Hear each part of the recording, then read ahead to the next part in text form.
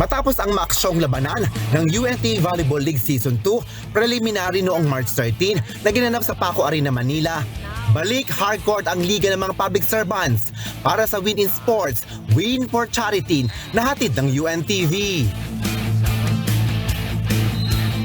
Nagwagi sa first game ang Senate Lady Defenders kontra sa SS Suspension Protectors sa 3-2 sa score na 19-25, 25-23, 25-22, 20-25 at 9-15.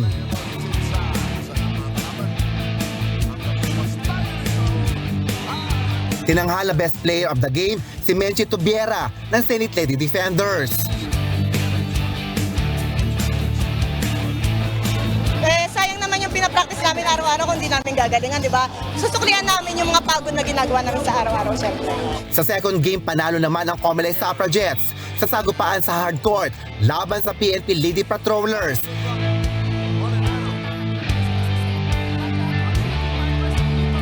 Sa score na 19-25, 21-25, 25-13, 25-19 at 12-15.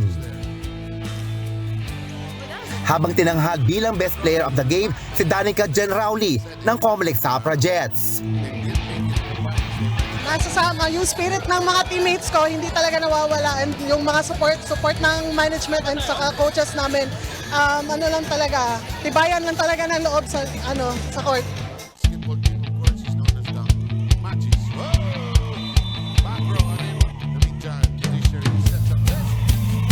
Nakuha naman ng Judiciary Justice Servers ang panalo kontra DFA emissaries sa third game sa 3-1 sa score na 25-16, 25-13, 19-25 at 25-19.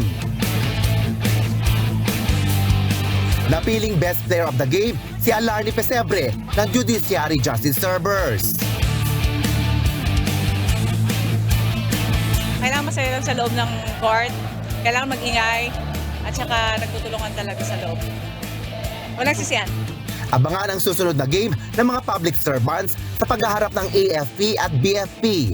Comelec versus Senate at SSS kontra Judiciary sa dadating na April 7, 2024 sa Paco Arena, Manila na magsisimula ng alas 12 ng tanghali.